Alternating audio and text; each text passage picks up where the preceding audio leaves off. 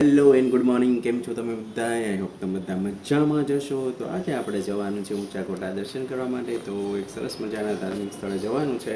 તો તમે વિડીયોમાં કન્ટિન્યુ બને રહેજો. તો ચાલો મારી સાથે આપણે જઈએ દેવ દર્શને ઊંચા કોટા.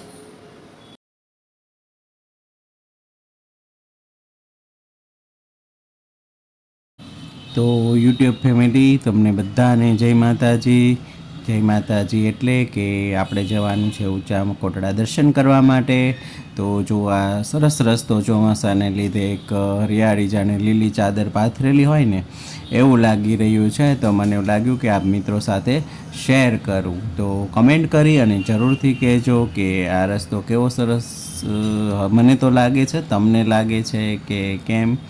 તો હવે આપણે પહોંચવાની તૈયારીમાં છીએ ને જો આપણે આ ઊંચા કોટા છે ત્યાં આપણે પહોંચી જ ગયા છીએ. તો આપણે હવે ધીરે ધીરે ગાડી છે પાર્કિંગ તરફ આપણે જઈ રહ્યા છીએ. તો વિડીયોમાં કન્ટિન્યુ બનાવી રહેજો અને શક્ય હશે એટલા હું તમને દર્શન કરાવીશ. આમ તો વિડીયોગ્રાફીની ત્યાં મનાઈ છે, તમે જાણતા જ હશો, પણ છતાં હું તમારા માટે જેટલું બનશે એટલા શક્ય તમને માતાજીના દર્શન કરાવીશ.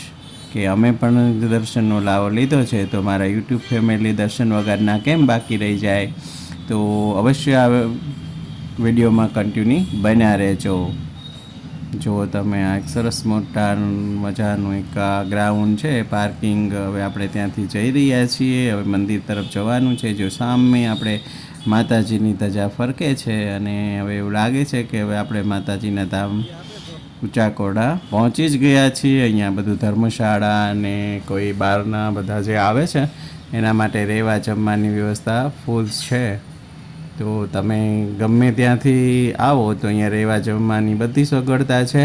તો તમે એકવાર જો તમે દર્શન કરેલા હોય તો વાત અલગ છે, પણ જો ન કરેલી હોય અને દૂરથી વિડીયો જોતા હોય તો એકવાર ઊંચા કોટડા માતાજીના દર્શન કરવા માટે જરૂરથી આવજો. આ એક શક્તિપીઠ છે. કયા ગામથી તમે મારો વિડીયો જોવો છો એ પ્લીઝ મહેરબાની કરી અને કમેન્ટમાં કહેજો, એટલે મને પણ ખ્યાલ આવે કે મારો વિડીયો ક્યાં ક્યાં સુધી પહોંચે છે. તો જો આ બધા સ્ટોર છે, બાળકોના રમકડા છે, તો એની બજારમાંથી આપણે નીકળી રહ્યા છીએ. તો તમને બધું શોપ કરું છું. તો સાથે સાથે તમે પણ આ બધું જોઈ લેજો કે અહીંયા શું શું વસ્તુ મળે છે. બહુ સરસ મજાની વસ્તુ મળે છે અને કોડીની ને મોતીના જે કોઈ તોરણના તે બધું મળે છે, રમકડા મળે છે અને ચુંદડી પ્રસાદ શ્રીફળ તો હોય જ માતાજી જઈએ એટલે. તો તમે આ બધું નિહાળો અને આપણે હવે પાછા એક ઢાળ છે હવે એ ચડી રહ્યા છે. ઢાળ ચડશું એટલે માતાજીનું મંદિર અને એના સાનિધ્યમાં આપણે પહોંચી જશું. તો આ બધું શક્તિપીઠ છે અને એકવાર દર્શન કરવા જેવું છે જ. તે થોડો ઢાળ ચડવો પડશે પણ ઝાઝો મુશ્કેલ નથી. ને માતાજી આવે, માતાજી પાસે આપણે દર્શન કરવા જઈએ અને ક્યાંય મનની આપણી જે ઈચ્છા હોય એ લઈને જતા હોય એટલે થોડી ઘણી તો આપણને કષ્ટ પડે જ તે. અને જો કષ્ટ વિનાનું ભક્તિ પણ ન થાય અને ભજન પણ ન થાય એ પણ તમને ખ્યાલ જ હશે. તો જો આ બધી બજાર છે એટલે તમને શક્ય હોય એટલે વિડીયો બહુ લાંબો નહીં કરું, જેથી કરીને તમને કંટાળો ન આવે અને જોવાની મજા આવે. તો આ બધું તમે છે સાથે નિહાળી લેજો. આપણે ધીમે ધીમે આપણે આગળ વધી રહ્યા છીએ. તડકો પણ છે અત્યારે, વરસાદની સિઝન છે પણ આજે વરસાદ નથી એટલે સરસ મજાનો તડકો નીકળ્યો છે. અને જો સામે હવે આપણે મંદિરે પહોંચી ગયા છીએ. જય માતાજી. ચામુંડામાં શક્તિપીઠ લખેલું છે. તો આ ચામુંડા માતાજીનું મઢ છે અને એનું શક્તિપીઠ અને પોતાનું ચામુંડા માતાનું એક સાનિધ્ય છે. તો તમે પણ દર્શન કરી લેજો.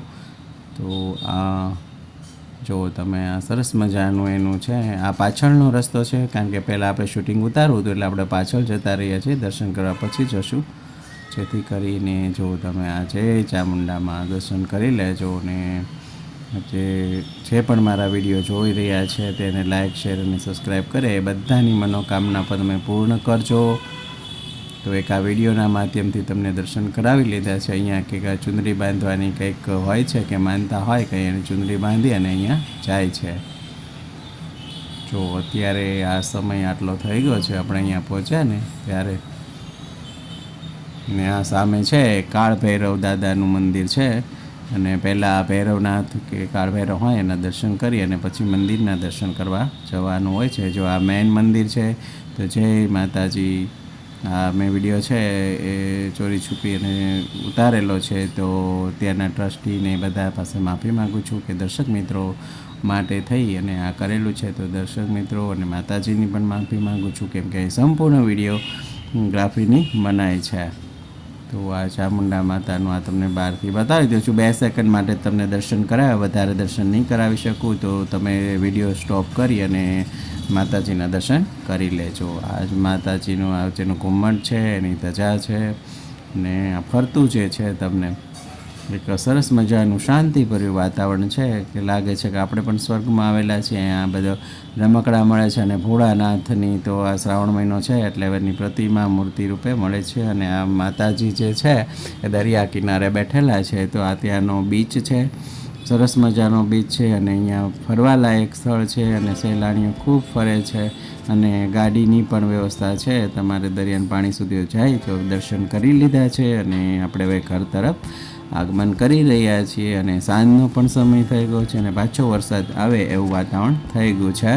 તો સરસ મજાનું એક કહેવાય ને કે સાંજ પછી જે વાતાવરણની સંધ્યા ખીલે છે એવું ખીલી રહ્યું છે અને પાછું વાદળછાયું વાતાવરણ છે. એટલે બહુ સરસ કે આપણે ક્યાંક હિલ સ્ટેશનમાં આવી ગયા હોય એવું ફીલ થાય છે અને ઠંડો ઠંડો પવન આવી રહ્યો છે. તો બધાને જાજા કરીને જય માતાજી અને ઊંચા કોટાવાળા માતાજી તમારી બધાની મનોકામના પૂર્ણ કરે એવી આશા રાખું છું. તો ફરી મળશું આપણે નેક્સ્ટ વિડીયોમાં. તો જય માતાજી, આવજો.